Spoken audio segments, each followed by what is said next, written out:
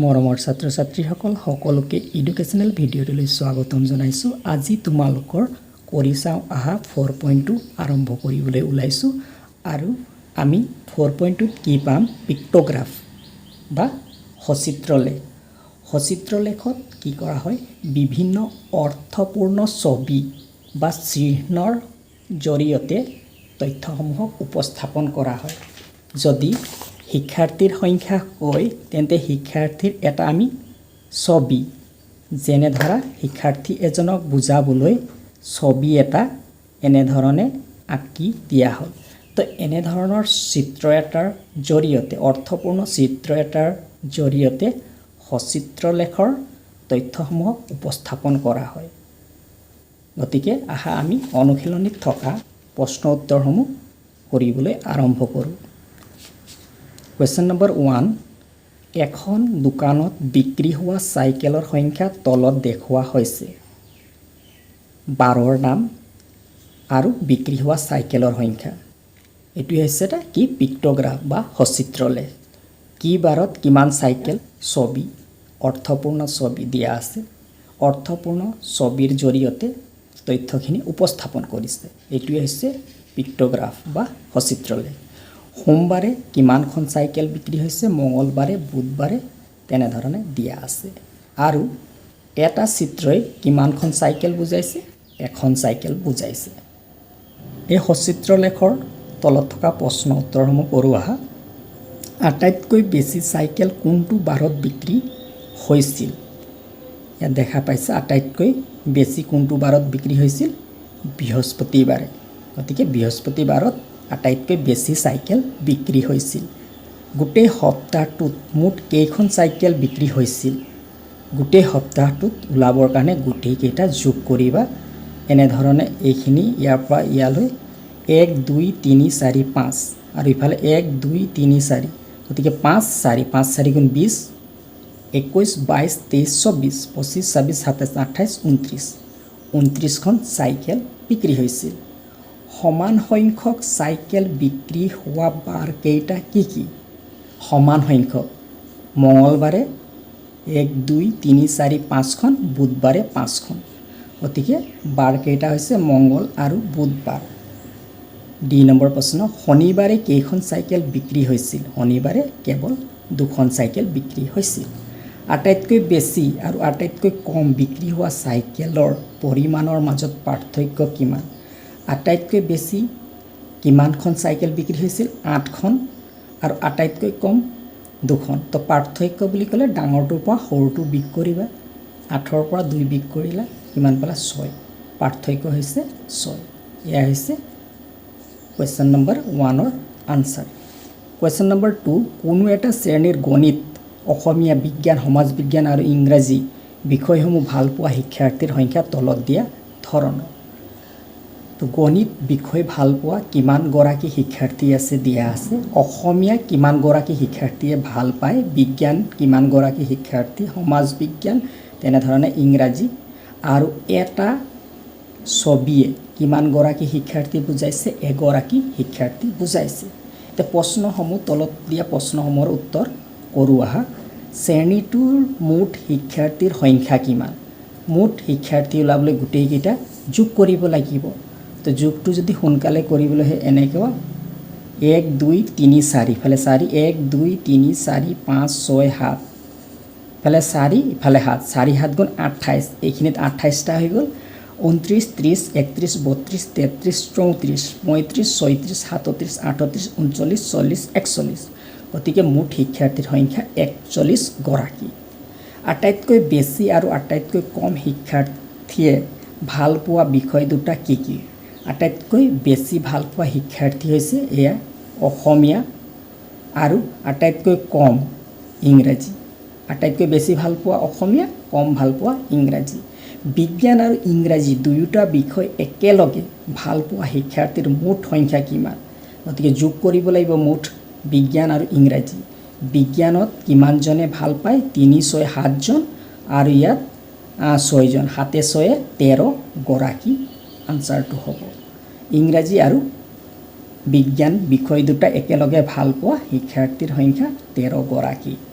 2 number, গণিত বিষয়টো ভাল পোৱা শিক্ষাৰ্থীৰ সংখ্যা কিমান গণিত বিষয়টো ভাল পোৱা শিক্ষাৰ্থীৰ সংখ্যা 7-8 গতিকে 8 গৰাকী গণিত বিষয়টো ভাল পোৱা শিক্ষাৰ্থীৰ সংখ্যা 8 গৰাকী ই নম্বৰ ইংৰাজী বিষয়ৰ তুলনাত অসমীয়া বিষয়টো ভাল পোৱা শিক্ষাৰ্থীৰ সংখ্যা কিমান ইংৰাজী বিষয়ৰ তুলনাত অসমীয়া বিষয়টো ভাল পোৱা শিক্ষাৰ্থীৰ সংখ্যা কিমান ইয়াত বিয়োগ কৰিবা তুলনা কৰা হৈছে তুলনা কৰিলে কি কৰা হয় বিয়োগ কৰিবা গতিকে ইয়াত 7 8 9 10 11 12 12 গৰাকী আছে অসমীয়াত 12 আৰু ইংৰাজীত 3 3 6 6 তো তুলনা কৰিলে অৰ্থাৎ বিয়োগ কৰিলে কিমান পাবা 6 গতিকে ই নম্বৰৰ আনসাৰ হ'ব 6 গৰাকী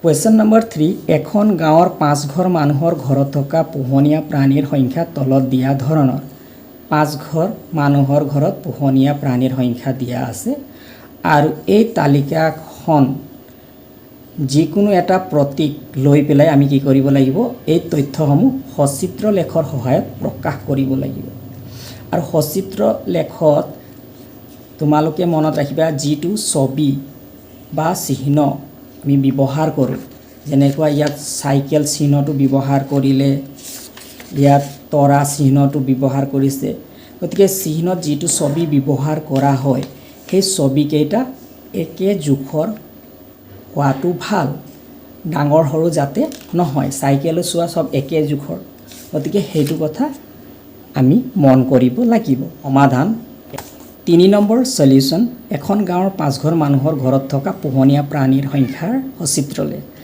ঘৰৰ গৰাকীৰ নাম লিখা হৈছে পোহনীয়া প্ৰাণীৰ সংখ্যা বুধিন ঘৰত কিমানটা 10টা প্ৰাণী পোহনীয়া প্ৰাণী আছে গতিকে আমি এটা যেটো ছবি বা চিত্ৰ আঁকিছো এটাই কি বুজাইছে এটা পোহনীয়া